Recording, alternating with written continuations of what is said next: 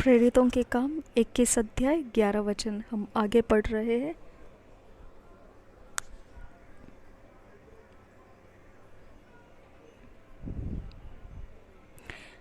उसने एक भविष्यद्वक्ता यहूद उसने हमारे पास आकर पौलुस का कटिबंध लिया और अपने हाथ पांव बांध कर कहा, पवित्र आत्मा यह कहता है कि जिस मनुष्य का यह कटिबंध है उसको यरूशलेम में यहूदी इसी रीति से बांधेंगे और अन्य जातियों के हाथ में सौंपेंगे।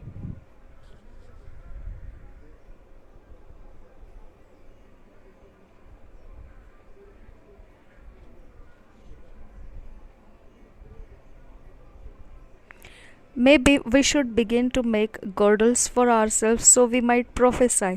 तो इसके आधार से अगर देखेंगे तो फिर हमको भी कुछ ऐसा कटिबंध बांध कर भविष्यवाणी करने का ज़रूरत दिखना चाहिए। Throwing the mantle on Elisha was just a sign। और जो एलिशा के ऊपर ओढ़ना फेंका गया था एलिया के द्वारा, वह केवल एक चिन्ह था। So Elisha would follow Elijah, जिसके द्वारा जो एलिशा है वो एलाइजा के मतलब एलिया के पीछे पीछे भाग सकेगा। Let us examine another significant portion of scripture concerning Elijah's mantle। और एक विशिष्ट प्रकार का जो वचन बताया जाता है वो भाग हम एलिया के वो ओढ़ना के विषय में, चद्दर के विषय में हम देखेंगे।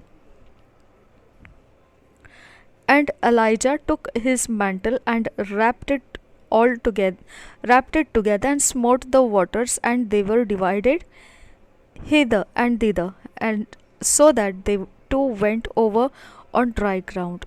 ये दूसरे राजाओं की पुस्तक दूसरे अध्याय 8 वचन में लिखा हुआ वचन है, जिसे मैंने इंग्लिश में पढ़ा। अब हम हिंदी में पढ़ते हैं इस वचन को। यह 8 वचन ऐसा कहता है, तब एलिया ने अपनी चद्दर पकड़कर ऐंठ ली और जल पर मारा, तब वह इधर उधर 2 भाग हो गया और वे दोनों स्थल ही स्थल पार उतर गए। Now did he have to make use of the mantle? अब ये हो गया उस चद्दर के द्वारा, तो क्या अब उसने वो चद्दर को लिए हुए उपयोग करते हुए चलना है? नॉट नेसेसरीली, ज़रूरी नहीं बनता है ये। He was a miracle working man, वह चमत्कार करने वाला इंसान रहा। A lot of times different articles were use to perform miracles, बहुत बार अलग अलग प्रकार की वस्तुओं को लेकर वो चमत्कार को कर दिखाया है। You can read the life of Elijah, आप एलिया का जो जीवन है उसके विषय में पढ़ सकते हो। He did not always use the mantle like a lot of people would have us believe now। उसने ऐसे चद्दर से कुछ चमत्कार हो गया या उसके ओढ़ने से कुछ चमत्कार हो गया, इस विषय को लेकर, इस चीज़ को लेकर उसने बहुत सारी ऐसी बातें नहीं बनाई जैसे वो अभी लोग देखते हैं, हम जो विश्वास करते हैं, जहाँ वो चीज़ों में अब विश्वास करने लगे हैं। इस तरह का उसने कोई काम ऐसे उसको उभारा नहीं। He did not always use the mantle like a lot of people would have us believe now। तो आज हम जैसे विश्वास रखते हैं चीज़ों के अंदर, वैसा उसने इस्तेमाल नहीं किया उस चद्दर का। But this time when he smote the waters with the mantle, they went through on dry ground। और इस बार ऐसा हो गया कि वो चद्दर के विषय में एक विशेष बात हो गई कि उसने उस जगह में मारा उसको, और वाटर पानी के ऊपर मारा और पानी दुभाग हो गया और ज़मीन सूखी हो गई।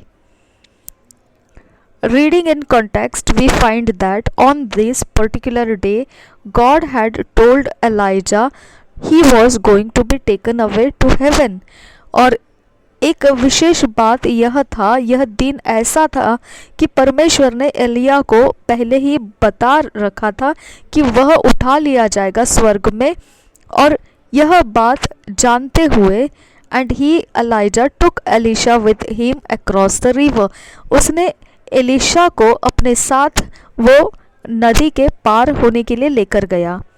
Remember, God had told him he was to anoint Elisha as prophet in his place. और याद रखिए, उस बात को याद कीजिए कि परमेश्वर ने पहले ही उसको बता रखा था एलिशा को अभिषेक करना है भविष्यद्वक्ता के जगह में, जो वो अभी भविष्यद्वक्ता रह रहा है उस जगह में एलिशा को अब भविष्यद्वक्ता होने के लिए अभिषेक करना है। And it came to pass when they were gone over that Elijah said unto Elisha, Ask what I shall do for thee. अब जब यह समय आ चुका था कि वह अब उठा लिया जाएगा, उससे पहले एलिया ने एलिशा से पूछा, अब तू बता मैंने तेरे लिए क्या करना है। Before I be taken away from thee, and Elisha said, I pray thee, let the double portion of thy spirit be upon me. ये वचन हम पढ़ेंगे दूसरे राजाओं की पुस्तक 2 अध्याय 9 वचन में। उनके पार पहुंचने पर एलिया ने एलिशा से कहा, इससे पहले कि मैं तेरे पास से उठा लिया जाऊं, जो कुछ तू चाहे कि मैं तेरे लिए करूं वह मांग। एलिशा ने कहा, तुझ में जो आत्मा है उसका दुना भाग मुझे मिल जाए। Now let no man be deceived when he is told, Come over, God has promised to give you a double portion. अब आपको कोई जगह में ऐसे धोखा नहीं खाना है जब ऐसा बोला गया कि आ जाओ, परमेश्वर ने तुमको वायदा दिया है कि अब तुमको दुगना भाग मिलने वाला है। ऐसे बातों से धोखा मत खाइए। जब कोई इंसान आपको इस तरह की बातें बोलते हैं कि आ जाओ, अभी तुमको परमेश्वर दुगना भाग देने का वायदा कर रहा है, दैट इज़ रॉन्ग, वह गलत है। डोंट बिलीव इट, उसमें आप विश्वास मत कीजिए। God never said so and I can show you through the scriptures. परमेश्वर कभी ऐसा नहीं बोला है और आपको मैं वचन के आधार से ये बता सकता हूँ। You can get more information on this from our book, The Anointing for Living. और आप इस विषय में ज़्यादा जानकारी इकट्ठा कर सकते हैं उन पुस्तकों में से जो हमने लिखी है, द अनॉइंटिंग फॉर लिविंग, अभिषेक जो जीने के लिए चाहिए। एलिया did something here, he said ask. जो एलिया ने किया है वो कुछ अलग सा किया यहाँ पर। उसने कहा आस्क, उसने कहा मांगो। What shall I do for you before I will be taken away from thee? उसने कहा मैंने क्या करना है तेरे लिए इससे पहले कि मैं उठा लिया जाऊँ। And the man said, Let the double portion of the spirit of thy spirit be upon me. और उस इंसान ने एलिशा ने बोला कि होने दे ऐसा कि तेरा जो आत्मा का दुना भाग है वो मुझ पर आए। By asking for the double portion, Elisha was asking for the right of the firstborn, the right of inheritance after Elijah was gone. तो ये जो दुना भाग मांगने का जो तरीका था, ये एलिशा का मांगने का पहला जो रहता है, पहलौठा जो रहता है उसके हक को मांग रहा था, पहलौठे का हक मांग रहा था। द राइट ऑफ इनहेरिटेंस जो एलिया के जाने के बाद उसको मिलना है, वो कह रहा था उस हक को मुझे देकर जा, तेरे विरासत के तौर में तू मुझे उसको देता हुआ जा। जो अधिकार है पहलौठे का, वो अधिकार मुझे देते हुए जा। According to the law, Deuteronomy 21:15-18, the firstborn or heir apparent should be given a double portion, which was actually 2 parts.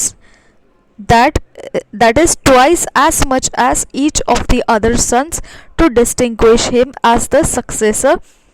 Deuteronomy 21 chapter and 16-17 verse. That was what Elijah wanted, the right of the firstborn.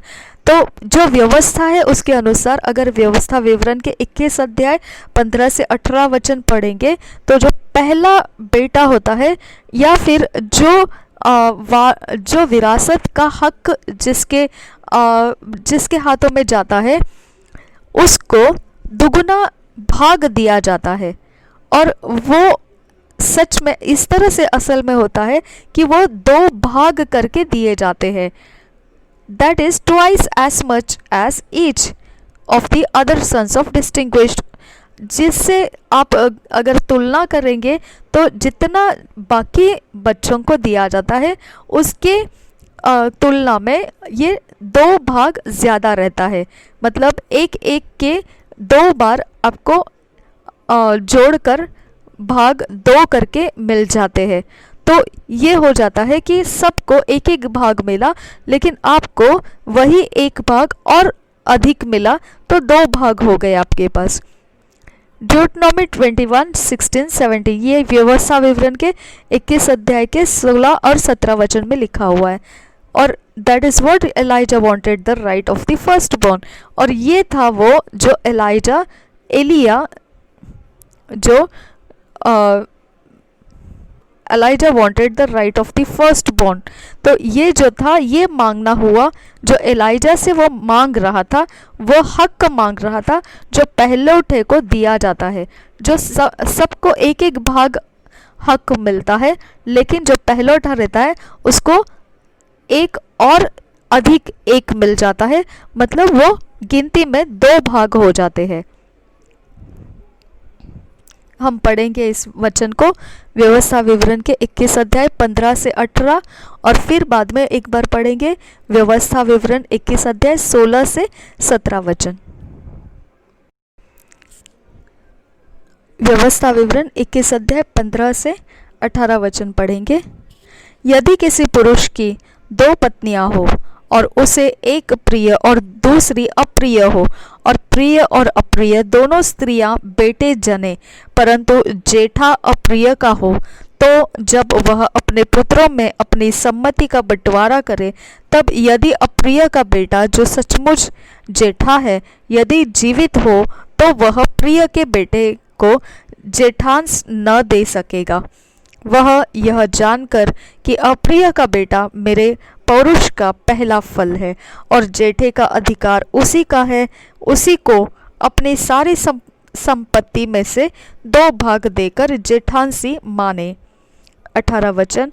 यदि किसी के हठीले और दंगैत बेटा हो, जो अपने माता पिता की बात न माने किंतु ताड़ना देने पर भी उनकी न सुने, तो उसके माता पिता उसे पकड़कर अपने नगर से बाहर फाटक के निकट नगर के पुरनियों के पास ले जाए। अब यहाँ पर जो है आपको 18 वचन तक का ही बात बोला है, तो मैं आगे नहीं पढ़ूंगी। इसके 18 वचन के अंदर और एक बार हमको व्यवस्था विवरण के 21 अध्याय का 16 और 17 वचन देखना है। क्या लिखा है?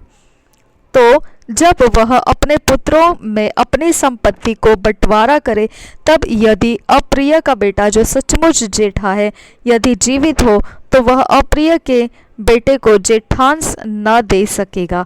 वह यह जानकर कि अप्रिय का बेटा मेरे पौरुष का पहला फल है और जेठे का अधिकार उसी का है, उसी को अपनी सारी संपत्ति में से 2 भाग देकर जेठांशी माने। तो ये हो गया यहाँ का 2 भाग का अर्थ, जो एलीशा ने एलिया को मांगा था 2 भाग। उसने हक में 2 भाग अधिकार मांग लिए थे। आगे पढ़ते हैं। Notice he did not say give me a mantle। अब यहाँ पर आप एक बात को गौर कर सकते हैं कि एलीशा ने ये नहीं कहा कि मुझे तेरा ओढ़ना दे दे। He didn't say anything about the mantle। और उसने उस ओढ़ने के विषय में कुछ बोला भी नहीं। The mantle issue had nothing to do with Elisha asked for। क्योंकि एलीशा ने इस विषय में कुछ मांगा नहीं था कि वो ओढ़ना दे, इस तरह का कोई ऐसे बात उसने बोली नहीं थी। तो यह बात कोई ऐसे ओढ़ना फेंक कर उसने मांगा इसीलिए दिया, ऐसा नहीं है। And he said thou hast asked me a hard thing। और एलिया ने जो बोला वो जवाब में यह था कि तूने जो मांगा है वो बहुत कठिन बात मांगी है। हम इसको वचन में से पढ़ सकते हैं। इसका वचन हम पढ़ेंगे, इसके आगे ही लिखे हुए हैं। दूसरे राजाओं की पुस्तक 2 अध्याय 10 से 14 वचन। जब तू अपने व्यवस्था विवरण है, दूसरा राजाओं और उसका 2 अध्याय उसका 10 से 14 वचन, जो इंग्लिश में लिखा है, यहाँ पुस्तक में ही लिखा हुआ है, किताब में ही लिखा हुआ है, उसको पहले मैं पढ़ के सुना देती हूँ, फिर हम हिंदी में पढ़ेंगे। And he said, Thou hast asked me a hard thing. Nevertheless, if thou see me when I am taken from thee, it shall be so unto thee. But if not, it shall not be so. And it came to pass, as they still went on and talked, that, behold, there appeared a chariot of fire and horses of fire, and parted them both asunder. And Elijah went up by whirlwind into heaven, and Elisha saw it, and he cried, My father, the chariot of Israel and the horsemen thereof. And he saw him no more. And he took hold of his own clothes, and rent them in two pieces. He took up also the mantle of Elijah that fell from him, and went back and stood by the bank of Jordan. And he took the mantle of Elijah that fell from him, and smote the waters, and said, Where is the Lord God of Elijah? And when he had also smitten the waters, they parted either and thither, and Elisha went over. इसी बात को हम हिंदी में पढ़ते हैं 10 से 14 वचन तक। दूसरे राजाओं की पुस्तक 2 अध्याय 10 से 14 वचन। एलिया ने कहा, तूने कठिन बात मांगी है, तो भी यदि तू मुझे उठा लिए जाने के बाद देखने पाए तो तेरे लिए ऐसा ही होगा, नहीं तो न होगा। वे चलते चलते बातें कर रहे थे कि अचानक एक अग्निमय रथ और अग्निमय घोड़ों ने उनको अलग अलग किया, और एलिया बवंडर में होकर स्वर्ग पर चढ़ गया, और उसे एलीशा देखता और पुकारता रहा, हाय मेरे पिता, हाय मेरे पिता, हाय इज़राइल के रथ और सवारों। जब वह उसको फिर देख न पड़ा, तब उसने अपने वस्त्र पकड़े और फाड़ कर 2 भाग कर दिए। फिर उसने एलिया की चद्दर उठाई जो उस पर से गिरी थी, और वह लौट गया और यरदन के तट पर खड़ा हुआ। तब उसने एलिया की वह चद्दर जो उस पर से गिरी थी पकड़कर जल पर मारी, और कहा, एलिया का परमेश्वर यहोवा कहाँ है? जब उसने जल पर मारा, तब वह इधर उधर 2 भाग हो गया, और एलीशा पार हो गया। Elijah did not say the anointing would come on Elisha if he got a hold of his mantle. अब एलिया जो था उसने ये बात को नहीं बोला था कि अगर एलीशा ने उस चद्दर को पकड़ लिया तो अभिषेक उसको मिलेगा। He said that if he saw him go, it was his. उसने ये कहा था कि अगर एलीशा ने एलिया को जाते हुए देख लिया तो बस वहीं पर अभिषेक उसको मिल सकता है। The mantle was not the carrier of the anointing. और जो चद्दर गिराई गई थी वह कोई भी प्रकार से अभिषेक को लिए हुए नहीं आई थी। Then why did Elisha pick it up? और फिर उसने क्यों उठा लिया, जो एलीशा ने उस चद्दर को क्यों उठा लिया? Every time in the Bible, from Genesis up to the New Testament, when a man tears his clothes, it never denotes something happy. अब जब भी पवित्र बाइबल में हम पढ़ते हैं, उत्पत्ति से लेकर नए नियम की सारी पुस्तकों में, तब हम देखते हैं जब भी मनुष्य अपने कपड़ों को फाड़ देता है, वह कभी भी यह नहीं दर्शाता है कि मनुष्य आनंदित है। It denotes something sad, a mournful event. वह यह दर्शाता है कि कुछ तो दुख और कुछ तो व्याकुल करने वाली ऐसी घटना है। In the New Testament, you find the high priest tore his clothes because Jesus said he was the Son of God. Matthew 26:63-65. अगर नए नियम में इसके विषय में देखेंगे तो जो महायाजक था उसने अपने कपड़ों को फाड़ दिया, क्योंकि उसने यीशु मसीह से यह सुना कि वह कह रहा है अपने बारे में कि वह परमेश्वर का पुत्र है। और ये लिखा हुआ है मत्ती के सुसमाचार 26 अध्याय 63 से 65 में, हम पढ़ेंगे उसको। इसमें ऐसा लिखा है, परंतु यीशु चुप रहा। तब महायाजक ने उससे कहा, मैं तुझे जीवते परमेश्वर की शपथ देता हूँ कि यदि तू परमेश्वर का पुत्र मसीह है तो हमसे कह दे। यीशु ने उसे कहा, तूने आप ही कह दिया, वरन मैं तुमसे यह भी कहता हूँ कि अब से तुम मनुष्य के पुत्र को सर्वशक्तिमान के दाहिनी ओर बैठे और आकाश के बादलों पर आते देखोगे। इस पर महायाजक ने अपने वस्त्र फाड़े और कहा, इसने परमेश्वर की निंदा की है। अब हमें गवाहों का क्या प्रयोजन? देखो, तुमने अभी यह निंदा सुनी है। Paul and Barnabas tore their clothes at Lystra and ran in among the people because they attempted to worship them as gods. जब पौल और बरनबास ने अपने कपड़ों को फाड़ दिया था लिस्त्रा में, तो वहां पर वह भाग गए वहां लोगों के बीच में से, क्योंकि उन लोगों ने पौलुस को और बरनबास को परमेश्वर समझकर ले लिया था। तो ये लिखा हुआ है प्रेरितों के 14 अध्याय 11 से 15 वचन में। और उन्होंने अपने कपड़े फाड़ कर भाग गए वहां से। तो हम देखते हैं उसको वचन के अनुसार क्या लिखा है। प्रेरितों के काम 14 अध्याय 11 से 15 वचन।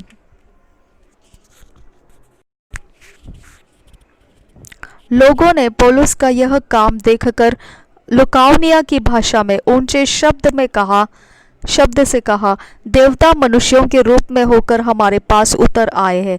उन्होंने बरनबास को ज्यूस और पौलुस को हिरमेस कहा, क्योंकि वह बातें करने में मुख्य था। ज्यूस के उस मंदिर का पुजारी जो उनके नगर के सामने था, बैल और फूलों के हार फाटकों पर लाकर लोगों के साथ बलिदान करना चाहता था। परंतु बरनबास और पौलुस प्रेरितों ने जब यह सुना तो अपने कपड़े फाड़े और भीड़ में लपके और पुकार कर कहने लगे, हे लोगों, तुम क्या करते हो? हम भी तो तुम्हारे समान दुख सुख भोगी मनुष्य है और तुम्हें सुसमाचार सुनाते हैं कि तुम इन व्यर्थ वस्तुओं से अलग होकर जीवते परमेश्वर की ओर फिरे, जिसने स्वर्ग और पृथ्वी और समुद्र और जो कुछ उनमें है बनाया।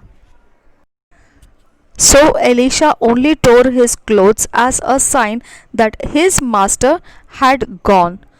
तो एलिशा जो है उसने अपने सिर्फ कपड़े फाड़ दिए। यह एक चिन्ह हो गया कि उसका जो प्रभु था, उसके लिए जो प्रभु था वो चला गया। Do you understand? आप अभी समझ रहे हैं? So everybody would have to ask what happened? Well, the other 50 prophets saw it. अब सब ने यह पूछना चाहिए कि तूने कपड़े फाड़े, क्या हो गया तुझे? तो ऐसा क्यों दुखी हो गया? तो वहां पर 50 वैसे भी भविष्यद्वक्ता रहे थे और देख रहे थे। The Bible tells us they were there. पवित्र बाइबल बताती है कि वो 50 भविष्यद्वक्ता वहीं पर थे। And when the sons of the prophets which were to view at Jericho saw him, they said, the spirit of Elijah doeth rest on Elisha. And they came to meet him and bowed themselves to the ground before him. And they said unto him, behold, now there be with thy servants 50 strong men. Let them go and pray thee, and seek thy master, lest peradventure the Spirit of the Lord hath taken him up and cast him upon some mountain or into some valley. इस बात को हम दूसरे राजाओं की पुस्तक 2 अध्याय 15 और 16 वचन में पढ़ेंगे। उसे देखकर भविष्यद्वक्ताओं के चेले जो यरीहो में उसके सामने थे कहने लगे, एलिया में जो आत्मा थी वही एलीशा पर ठहर गई है। अतः वे उससे मिलने को आए और उसके सामने भूमि तक झुक कर दंडवत किए। 16 वचन। तब उन्होंने उससे कहा, सुन, तेरे दासों के पास 50 बलवान पुरुष हैं, वे जाकर तेरे स्वामी को ढूंढे। संभव है कि क्या जाने यहोवा के आत्मा ने उसको उठाकर किसी पहाड़ पर या किसी तराई में डाल दिया हो। उसने कहा, मत भेजो। They saw what happened, but they may not have known that the man went straight to heaven. अब वो देख रहे थे ये बात को, लेकिन वो समझ नहीं पाए होंगे कि ये क्या हो गया है, और हो सकता है वो यह नहीं जान पाए कि वह इंसान सीधे स्वर्ग में चला गया है। Because they said, let's go and find him. ये इसलिए हम बोल रहे हैं क्योंकि उनकी बातों से वचन में हम पढ़ते हैं कि वो बोल रहे थे कि हम जाएंगे और उसे ढूंढ निकालेंगे। That was the difference. अब ये फर्क था। He got the anointing because he saw and understood. यहाँ पर केवल एलीशा ही समझ पाया कि एलिया स्वर्ग में चढ़ा लिया गया है।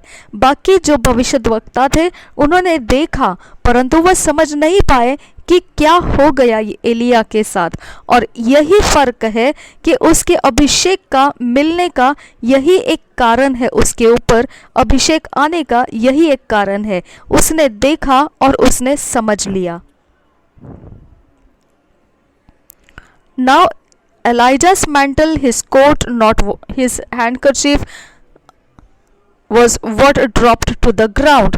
अब ऐसा ये जो एलिया का जो चद्दर था या उसका ओढ़ना था या उसका रुमाल था, ये सब जो नीचे गिरा दिया गया था पृथ्वी के ऊपर,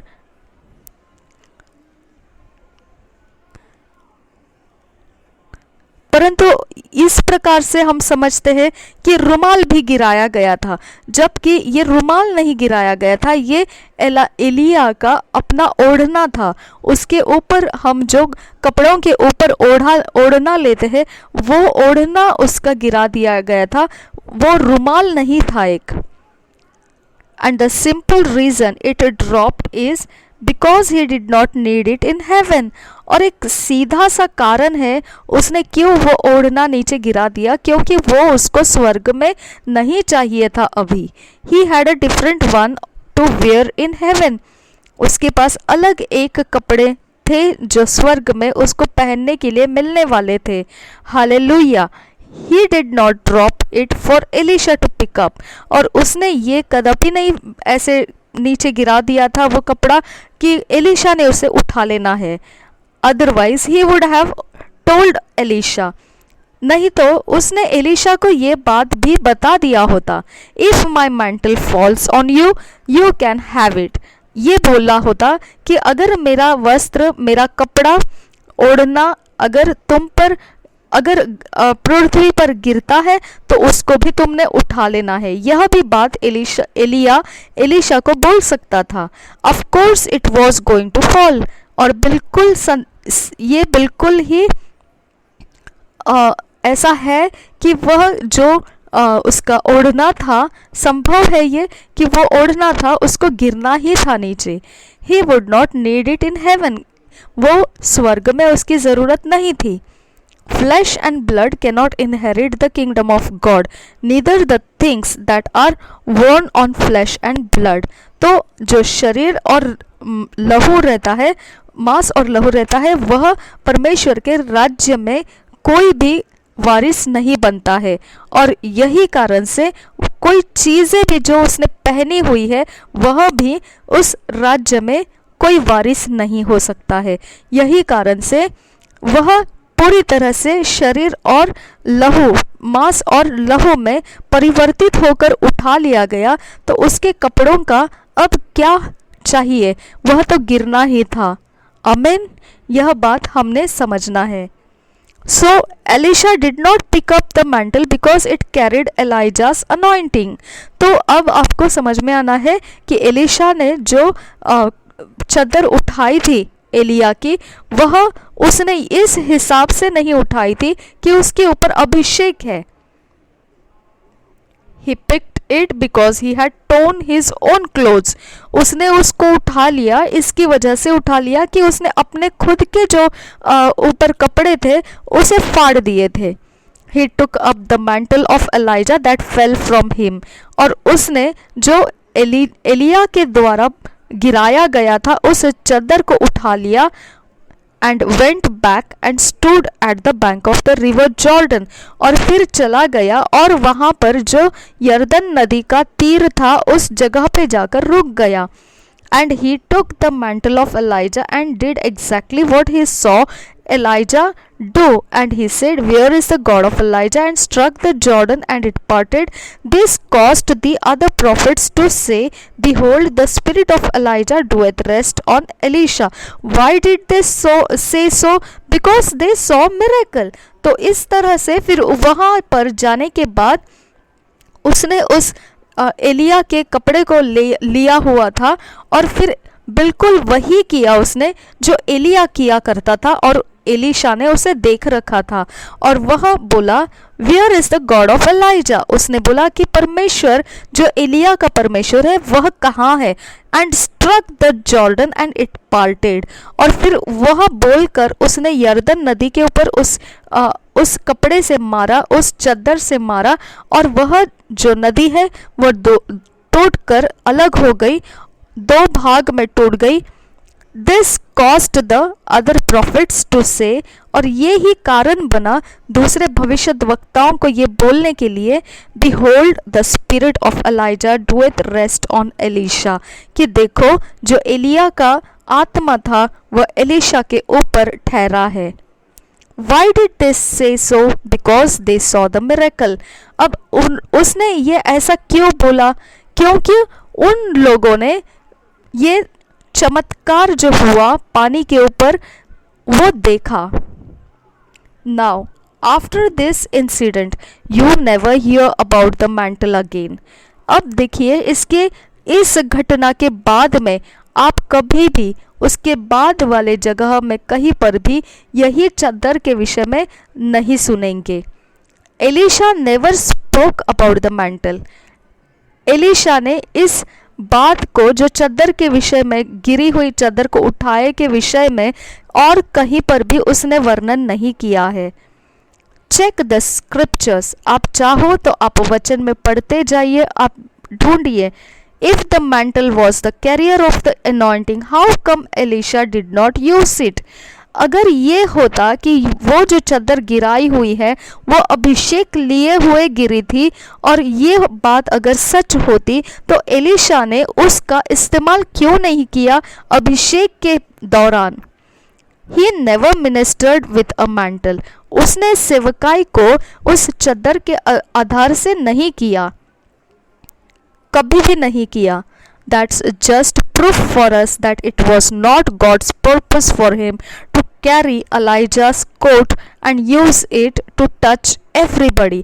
तो यहाँ पर हमको ये साबित हो जाता है कि यह परमेश्वर की योजना उसके लिए नहीं थी कि उसने उस वस्त्र को, उस चद्दर को जो एलिया के द्वारा गिराया गया था उसको लेना है और उसके द्वारा लोगों को स्पर्श करके कुछ परमेश्वर के काम करना है।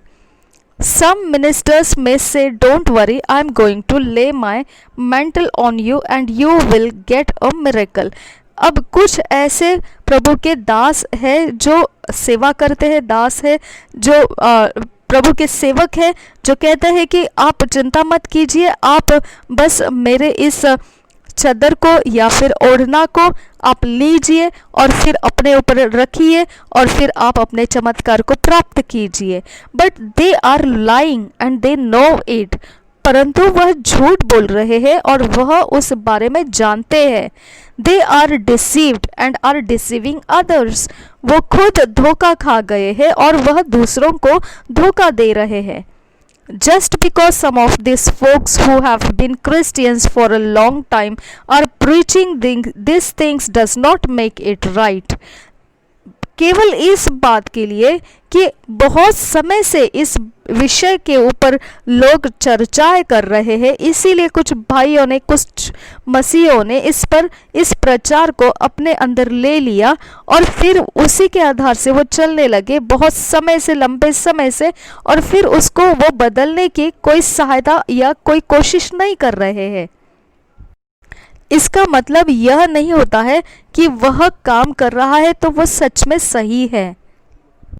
A lot of Pharisees and Sadducees were physically older than Jesus.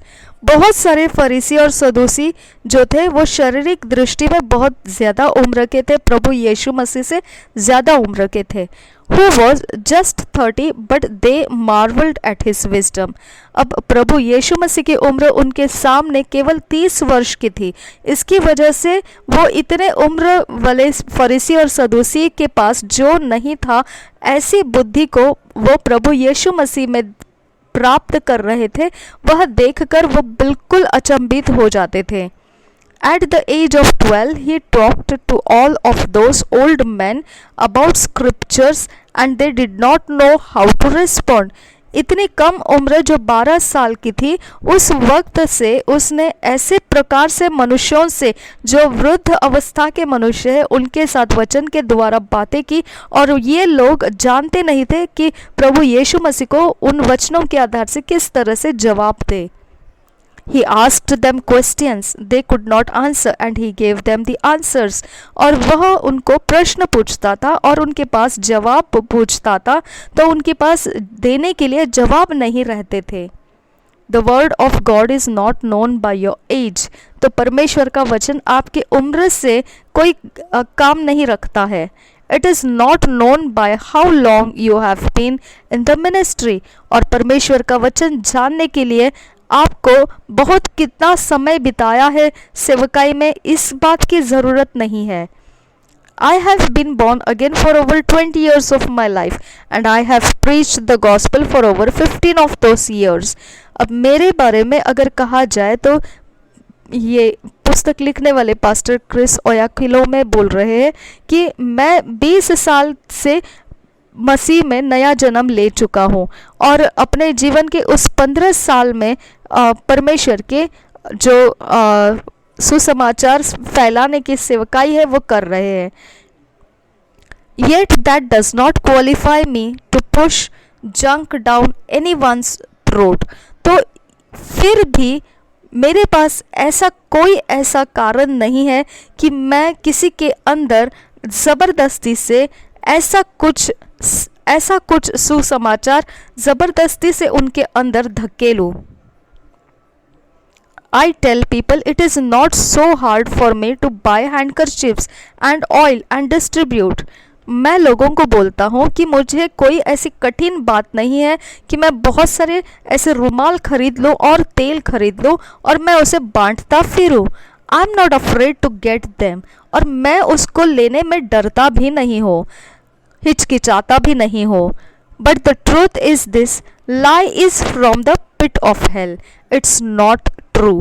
लेकिन सच्चाई यह है, झूठ जो आता है तो वह झूठ जो है नर्क के गड्ढे में से आता है और वह सच्चाई नहीं रखता है।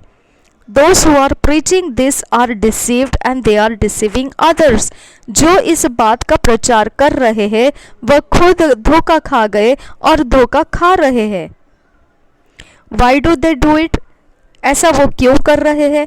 It's because they have no message. क्योंकि उनके पास देने के लिए कोई संदेश नहीं है। They have nothing to teach people. उनके पास सिखाने के लिए लोगों के लिए कुछ नहीं है। Any preacher who sleeps all night long and does not have the discipline to sit down to study, of course, will only call for testimonies throughout the service. जो अपने रात के समय को लंबे समय तक सोते हैं और फिर एक अवस्था में शिस्तबद्ध ऐसी जीवन नहीं जीते हैं जो एक चेले को जीना चाहिए, और फिर वहाँ पर बैठकर सही ढंग से अच्छे से पढ़ाई करना चाहिए पवित्र वचन की, तो निश्चित है वह केवल गवाहियों को ही बुलाता रहेगा अपनी सारी सेवकाई के समय में। They read one verse of scripture and talk the people into a mess. वह वचन का एक वचन लेकर पढ़ लेते हैं और फिर सारे समय में लोगों के साथ दुविधा में पड़ने वाली बातें करते हैं.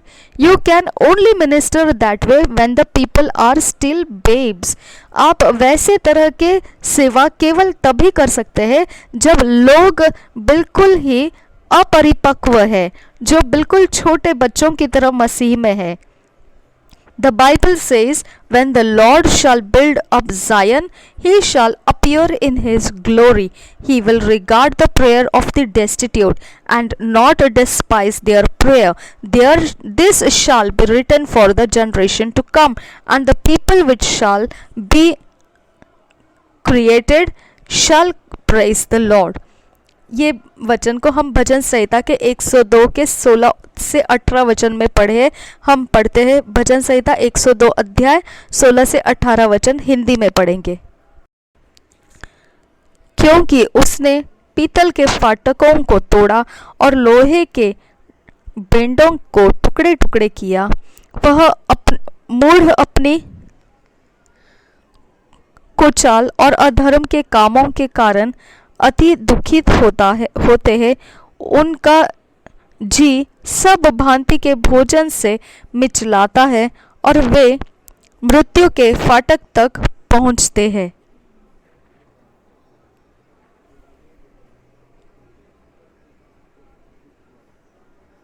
भजन संहिता आई एम सॉरी 107 नहीं है, 102 है. I am sorry, extremely sorry.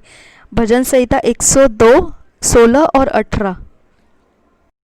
भजन संहिता 102 अध्याय 16 से 18.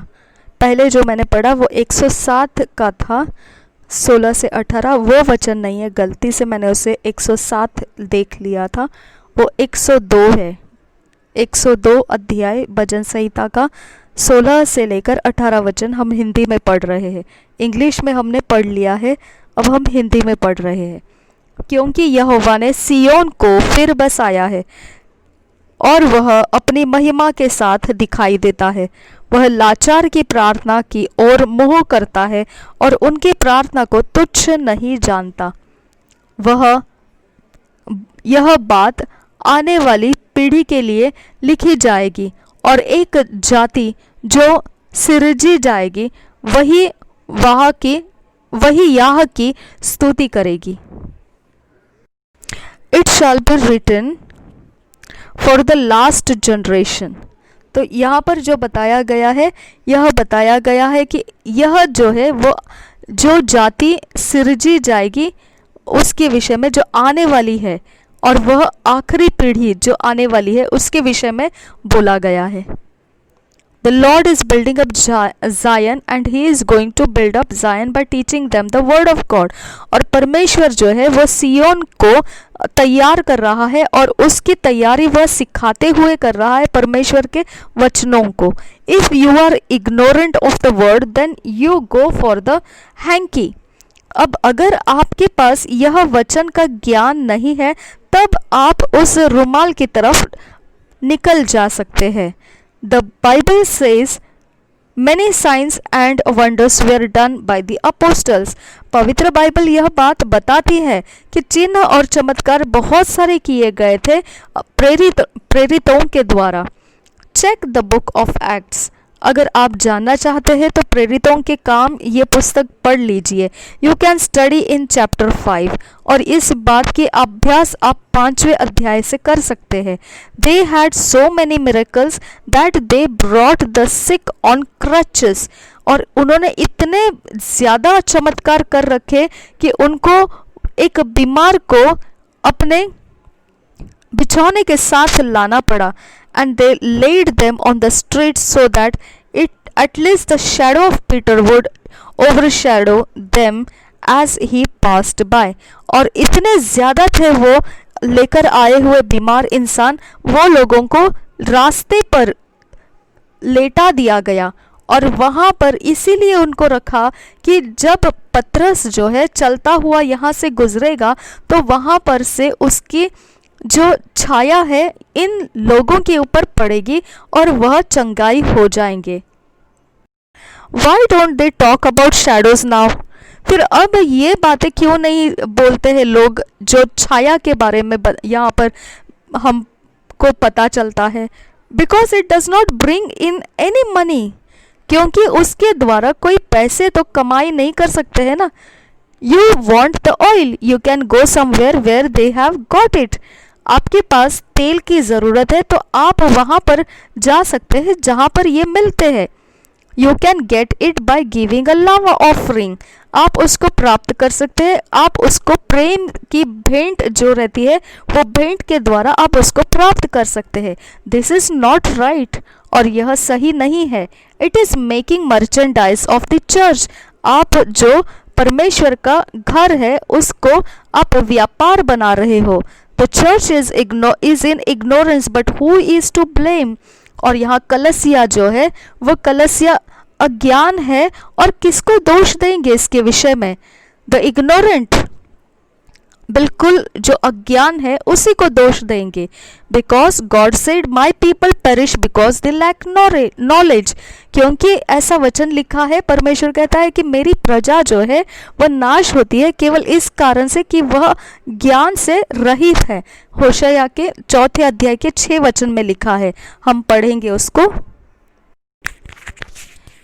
मेरे ज्ञान के न होने से मेरी प्रजा नष्ट हो गई, तूने मेरे ज्ञान को तुच्छ जाना है, इसलिए मैं तुझे अपना याजक रहने के अयोग्य ठहराऊंगा, इसलिए कि तूने अपने परमेश्वर की व्यवस्था को तज दिया है, मैं भी तेरे बाल बच्चों को छोड़ दूंगा।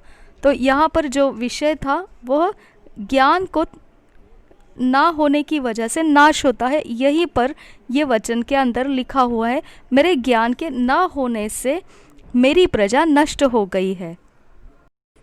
द हैंडकरचीफ, अब रुमाल के विषय में आगे हम बातें करेंगे। नाउ लेट्स कंक्लूड दिस, अब हम इसको समाप्त करने के तरफ बढ़ेंगे। And find out how the mantle Elijah's anointing mantle became a handkerchief. अब हम देखेंगे कि ये जो एलिया का जो कपड़ा गिरा था, जो उसका चद्दर गिराया गया था, वो अभिषेक का चद्दर था, और फिर ये अभिषेक का चद्दर था ये अब रुमाल में कैसे बदल गया। And God wrought special miracles by the hands of Paul, so that from his body were brought unto the sick handkerchiefs or aprons, and the diseases departed from them, and the evil spirits went out of them. तो यहाँ पर ये जो रुमाल का शुरुआत हुआ, यह प्रेरितों के काम 19 अध्याय 11 वचन से हम पढ़ सकते हैं, हम पढ़ेंगे उसको। अभी मैंने इंग्लिश में पढ़ा, अब हम हिंदी में पढ़ेंगे। परमेश्वर पौलुस के हाथों से सामर्थ के अनोखे काम दिखाता था। और फिर आगे लिखा है 12 वचन में, यहाँ तक कि रुमाल और अंगोछे उसकी देह से स्पर्श कराकर बीमारों पर डालते थे, और उनकी बीमारियां जाती रहती थी, और दुष्ट आत्माएं उनमें से निकल जाया करती थी। This is a case where you have special miracles according to the word of God, and pieces of cloth, not just handkerchiefs but aprons too, were taken from the body of Paul to the sick and they were healed. अब ये एक जगह है जो खास तरीके से परमेश्वर ने एक चमत्कार के लिए इस तरह से चलाया गया कि वह परमेश्वर के वचन के आधार लेता है, और यह जो कपड़ों के टुकड़े हैं केवल वही नहीं थे, उसके वह केवल एक रुमाल ही नहीं थे, बल्कि उनके जो अंगोछे थे, उनके ऊपर चढ़ाए हुए जो कपड़े रहते थे वह भी वह इस्तेमाल करते थे। उनके ऊपर से वह लेकर, पौलुस के ऊपर से वह लेकर वो बीमारों के ऊपर रखते थे और वह चंगाई प्राप्त करते थे। Obviously, the sick were not present there, or at least Paul could not reach them. बिल्कुल जाहिर है ये बात कि हो सकता है ऐसा कि पौलुस वहाँ पर नहीं है जहाँ बीमार है, या फिर हो सकता है जहाँ बीमार है वहाँ पौलुस जा नहीं पा रहा है, जो शारीरिक रीति से चलकर जाना चाहिए उस तरह से वहाँ तक पहुँच नहीं पा रहा है। उसके ऊपर हाथ रखकर उनको चंगाई करने के लिए। Possibly because of the large crowd, हो सकता है कि बहुत बड़ी भीड़ लगी होगी उस चंगाई के समय में। So these pieces of cloth which became charged with the anointing of God from the body of this man of God were placed on the sick and that anointing healed them। और फिर ऐसा हो सकता है कि जो कपड़ों के टुकड़े थे वो परमेश्वर के अभिषेक से भर चुके थे, और फिर इस मनुष्य के ऊपर, जो शरीर के ऊपर परमेश्वर का अभिषेक है, वो लेकर जाके जो इंसान बीमार है उसके ऊपर रखा जाता था वो कपड़ा, और उस अभिषेक के कारण वह इंसान चंगाई प्राप्त कर रहा था। Now this Paul never told the people to bring hankies into the house of God। अब ये तो पौलुस ने कभी लोगों को कहा नहीं कि अब तुम लोग अपने अपने रुमाल घर से लेकर आया करो और परमेश्वर के घर में लेकर आओ। He never taught after this that everyone who needed a miracle should go and get a hanky and place it on his body, on his car or on his house। और फिर उसने इस बात को भी कभी भी ऐसे लोगों को बोला नहीं कि जिसको किसी को चमत्कार की ज़रूरत है उसने अपने रुमाल को, जो एक रुमाल या लेकर आना है और फिर वो पौलुस के ऊपर रखना है या उसकी कार पर रखना है या उसके घर पर रखना है और फिर जाकर अपना चमत्कार प्राप्त करना है। In fact we never hear of anyone else doing so. और बिल्कुल ये बात है कि हमने भी किसी को ऐसे करते हुए नहीं सुना है। It was a special miracle and should not be taught as a doctrine. वह बहुत खास तरीके का चमत्कार का जरिया था, इस बात को कोई दूसरे तरफ से सिखाने के लिए ज़रूरत नहीं, एक उपदेश बनाकर। I have ministered using handkerchiefs। मैंने भी ऐसी सेवकाई की है जिसमें मैंने रुमालों को इस्तेमाल किया है, और some piece of clothing, या फिर वो कोई कपड़ों के टुकड़े लेकर इस्तेमाल किया है। I have had these things happen through me and I will yet do them as I am led of the Spirit of God। और मैंने ऐसी बातें कर चुका हूँ और मैं ऐसी बातें अभी भी करता हूँ जहाँ तक कि पवित्र आत्मा मुझे अगुवाई देगा, वैसे मैं उसे करता हूँ।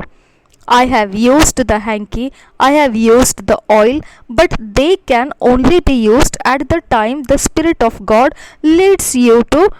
और आप देखिए, मैंने भी इस तेल जैसे बातों को इस्तेमाल किया है, तेल को, और फिर मैंने यह भी किया है कि जो रुमाल होते हैं उनको भी मैंने इस्तेमाल किया है सेवकाई के दौरान में।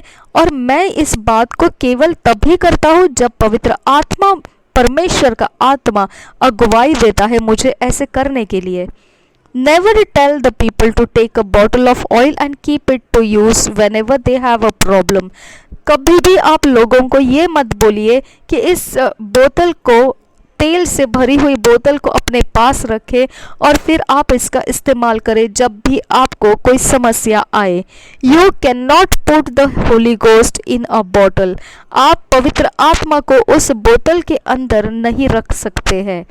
No, he is a person. कभी नहीं, क्योंकि वह एक इंसान है, व्यक्ति है। He has come to live in us. वो हमारे अंदर रहने के लिए आया है। He does not want to live in temples made with hands। वह कोई मंदिर में रहने के लिए नहीं आया जो मंदिर हाथों से बनाया गया हो। The Bible says Solomon built God a house, but then it also says God dwelleth not in temples made by hands। और पवित्र बाइबल बताता है कि सुलेमान जो था वह परमेश्वर का घर बंधाया, लेकिन उसके विषय में ऐसा लिखा है कि परमेश्वर उसके बंधे हुए वो मंदिर के अंदर, जो हाथों से बनाए हुए मंदिर थे, उसके अंदर नहीं रहा था। That bottle is another temple made by hands. और फिर वो बोतल जो है वह भी तो एक दूसरा एक मंदिर ही बनता है जिसके अंदर आप पवित्र आत्मा को देख रहे हैं। So don't you tell me that God is the oil in there. और फिर आप ये मत कहिए कि जो परमेश्वर है वह उस तेल के अंदर है। The Holi ghost is not the oil in there, और जो पवित्र आत्मा है वह तेल नहीं है। That oil is a type of the Holi ghost, और जो पवित्र आत्मा का चिन्ह होता है वह है तेल। एंड इज म्योरली सिंबॉलिक, और वह केवल एक चिन्ह है। Why do you want the symbol when you have the real? आपको चिन्ह की क्या जरूरत है जब आपके पास असलियत में पवित्र आत्मा है। Listen to all the epistles written by Paul. आप बार बार सुनिए परमेश्वर के जो प्रेरित थे, चेले थे, उन्होंने लिखे हुए पत्रों को, जो पत्रियों को, जो पौलुस प्रेरित थे उनके पत्रियों को बार बार आप सुनिए उन्होंने क्या लिखा है। You never find him telling the brethren to send all the hankies to him, और आप उनको ये कहते हुए नहीं पाएंगे भाइयों को सब आप ये रुमालों को इकट्ठे भेज दो। I was ministering to some people one time, एक समय था मैं सेवकाई कर रहा था कुछ लोगों के ऊपर, and they were so many, और वो बहुत ज़्यादा थे मात्रा में। I laid my hands on somebody who was not even a minister, और फिर मैंने कुछ लोगों के ऊपर ऐसे हाथ रखा जो सेवकाई भी नहीं कर रहा था, सेवा में भी नहीं था। And prayed for him and told him to go on praying for the people। अब वो सेवकाई नहीं कर रहा है, वो सेवा भी नहीं किया है, ऐसे इंसान के ऊपर मैंने अपना हाथ रखा और फिर उसको मैंने बोला अब जाओ और लोगों के ऊपर हाथ रख के प्रार्थना करना शुरू करो, और जाओ और प्रार्थना करना शुरू करो और हाथ रखो लोगों के ऊपर। तो and some mighty things began to happen, और जैसे ही उसने प्रार्थना किया लोगों के ऊपर और उसने हाथ रखा लोगों के ऊपर तो बहुत बड़े चमत्कार होना शुरू हो गए। But you know it happened until the service ended and then the rub off was over. पर आपको ये पता है कि यह सब कुछ तभी तक होता रहा जब तक वह सभा चल रही थी, और जैसे वह सभा खत्म हो चुकी और वह अभिषेक वहां से खत्म हो गया। See, when you use things like the hanky and they work by the Spirit of God, they become like any ordinary cloth when the anointing lifts। तो यहाँ पर आप समझ सकते हैं जब आप रुमाल को इस्तेमाल करते हो या फिर ऐसा ही कुछ भी चीज़ आप इस्तेमाल करते हैं पवित्र आत्मा से, परमेश्वर के आत्मा के द्वारा, तब वह केवल एक प्रकार के साधारण चीज़ें रह जाती है, साधारण कपड़े रह जाते हैं वो, जब उसके ऊपर से अभिषेक उठ जाता है। It's a rub off at that time of the unction.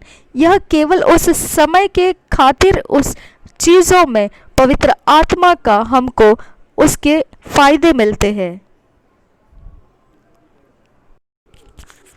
इस पुस्तक का आखिरी अध्याय है, चौथा अध्याय, वॉकिंग बाय फेथ, विश्वास के द्वारा चलना। By preaching many things are allowed that will not be allowed. In preaching many things are allowed that will not be allowed when you are teaching the word. अब जब आप सुसमाचार, जब आप प्रचार कर रहे हैं तो वो प्रचार के दौरान बहुत कुछ चीज़ें आप उसको होने दे सकते हैं, लेकिन जब आप परमेश्वर का वचन सिखाने लगते हैं तो ऐसा हम नहीं कर सकते हैं। Preaching is announcement, it is a declaration. जो प्रचार किए जाते हैं वह एक घोषणा होती है और फिर वह घोषणाओं को बोला जाता है। In teaching you unveil principles, परंतु जब सिखाने का समय रहता है तो आप पर्दाफाश करते हैं सिद्धांतों का। यू अनवेल रियलिटीज, और हम वास्तविकता को पर्दाफाश करते हैं। यू अनवेल ट्रूथ, आप सत्य को पर्दाफाश करते हैं। And that is why as a minister before you teach you need to study properly. इसके लिए हम जब सेवा करते हैं तब हमको सिखाने से पहले हमको पहले अपने आप में अच्छे से सीख लेना ज़रूरी है। इन preaching you may say a lot of inspirational things that may not have scriptural support. जब आप प्रचार कर रहे होते हैं तब आप बहुत सारे उत्तेजन देने वाली, उत्साह बढ़ाने वाली, जोश बढ़ाने वाली चीज़ें बोल सकते हो जो हो सकता है पवित्र वचन के आधार भी ना लेता हो. They are inspirational because of the state of your mind. वो निश्चित ही आपको प्रेरणा देने वाली बातें हो सकती है आपके मन को, and those of your hearers, और उसको सुनने वालों के लिए भी वो प्रेरणा देने वाली बन सकती है. Some things are allowed while you are still child. फिर इसके अलावा और भी कुछ चीज़ें हैं जो आपके लिए सहमति दी जा सकती है जब आप मसीह में बिल्कुल बच्चे हैं.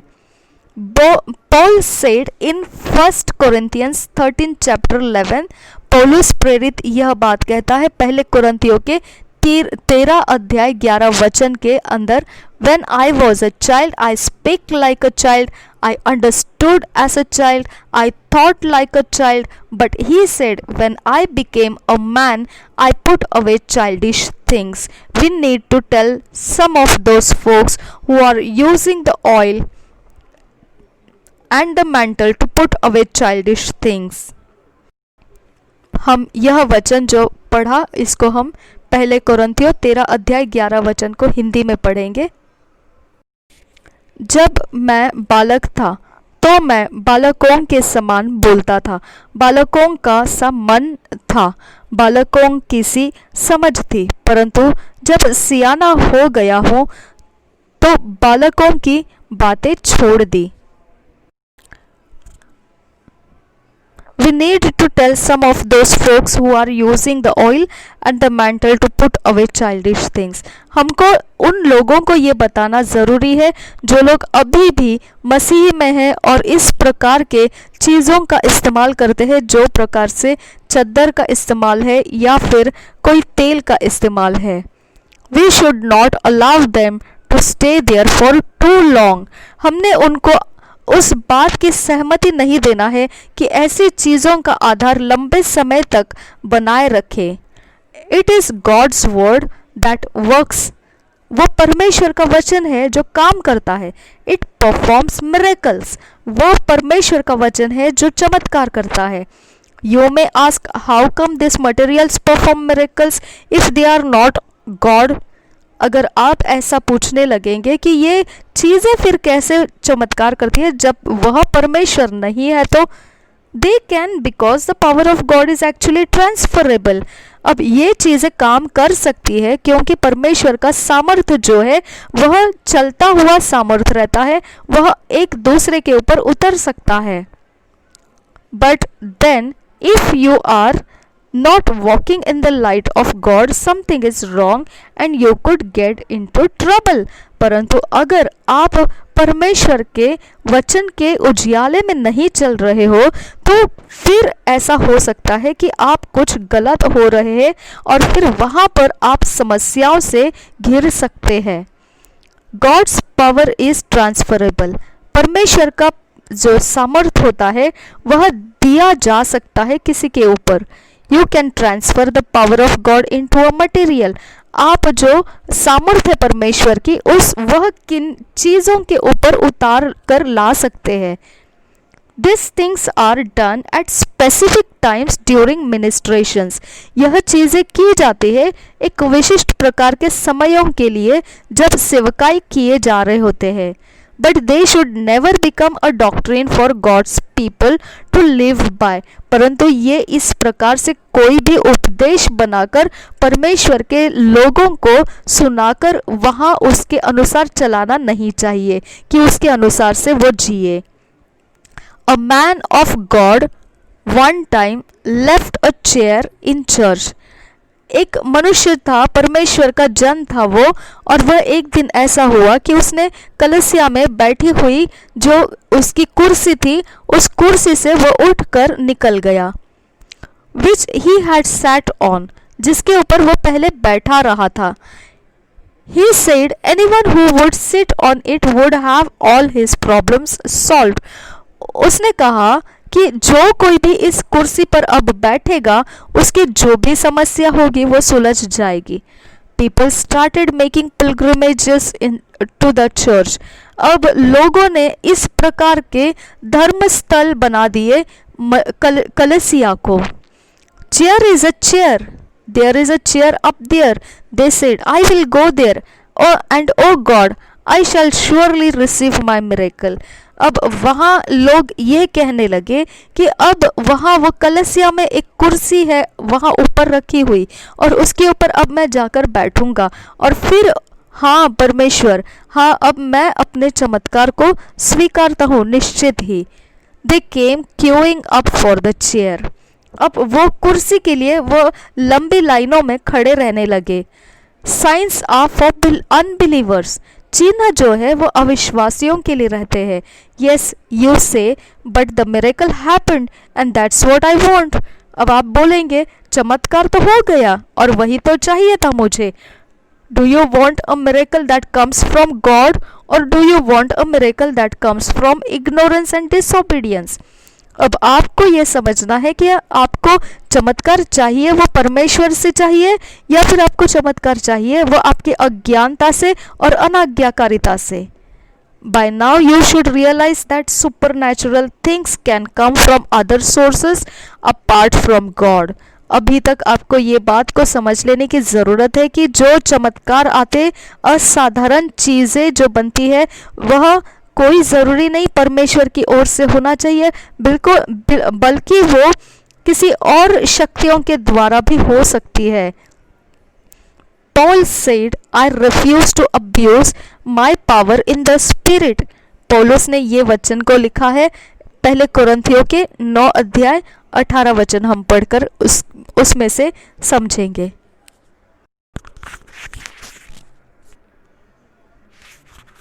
पहले कुरिन्थियों 9 अध्याय 18 वचन. क्योंकि तो मेरी कौन सी मजदूरी है यह कि सुसमाचार सुनाने में मैं मसीह का सुसमाचार सेतमेत कर दूं, यहाँ तक कि सुसमाचार में जो मेरा अधिकार है उसको भी मैं पूरी रीति से काम में न लाऊं. Don't you understand that you have power and you can abuse it? क्या आप इस बात को समझते नहीं कि जो सामर्थ्य है आपके पास और आप उसको गलत उपयोग भी कर सकते हैं. Moses abused the power of God. He struck the rock when God told him to speak to it. जो मूसा था उसने इस सामर्थ्य जो परमेश्वर का सामर्थ्य है उसका गलत उपयोग किया. जब परमेश्वर ने उसको बोला चट्टान के ऊपर तुमने बोलना है तो उसने वो विश्वास के द्वारा होना चाहिए था परंतु उसने वहाँ पर वो चट्टान को मारा. तो इस प्रकार से हम जो परमेश्वर का सामर्थ्य है उसका गलत उपयोग करते हैं.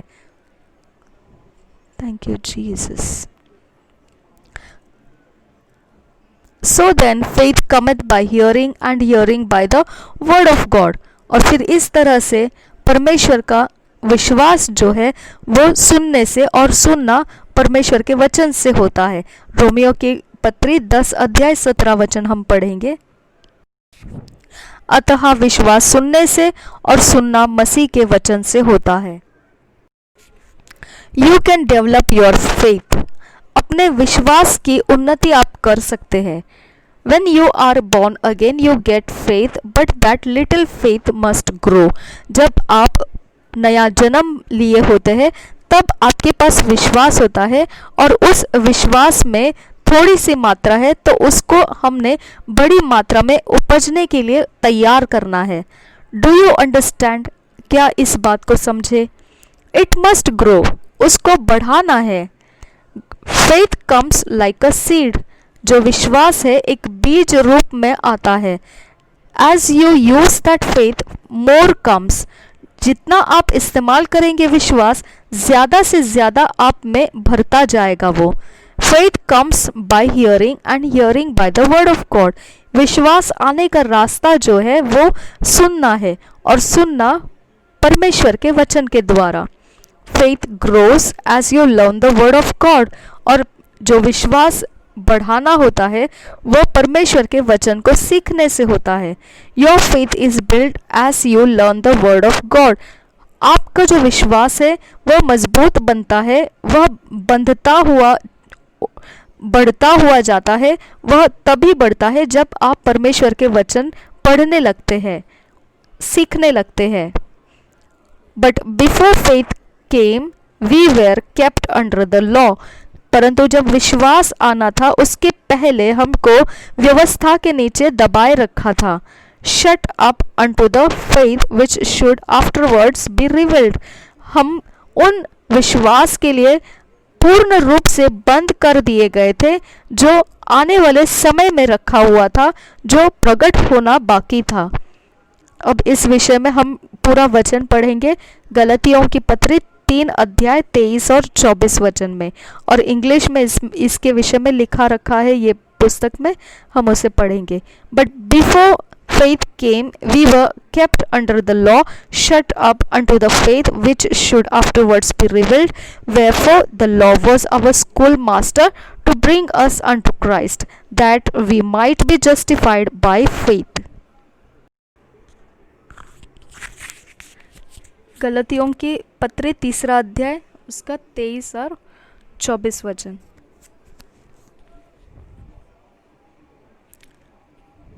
पर विश्वास के आने से पहले व्यवस्था की अधीनता में हमारी रखवाली होती थी, और उस विश्वास के आने तक जो प्रकट होने वाला था हम उसी के बंधन में रहे।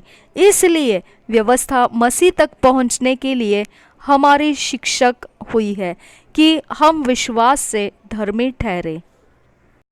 दिस इज मार्वलस, और यह बहुत ही अद्भुत है। I wish you would understand what this scripture is saying. मैं चाहता हूँ आप समझ सके यह वचन क्या बताता है। He didn't say the law would teach us about Christ. वह यह नहीं बता रहा है कि व्यवस्था हमको मसीह के विषय सिखाएगा। He said the law was present until we should get to Christ. वो बता रहा है कि व्यवस्था मौजूद रहेगी तब तक जब तक हम मसीह को मिल ले। The law never led anybody to Jesus. व्यवस्था ने कभी मार्गदर्शन नहीं किया प्रभु यीशु की तरफ। It was only there till Christ should come. वह मौजूद रही उस समय तक केवल जब तक मसीह यीशु आना था। That is what it's talking about. यही है वह वचन बात कर रहा है। You have to read it in another translation to get a better picture. आपने उसकी भाषांतर करने की जो तरीके हैं अलग अलग बाइबल में, वह तरीकों में से इस वचन को अलग अलग तरीकों में से पढ़कर इसके विषय में भले तरह से अपने अंदर इसका दृश्य देख लेना है।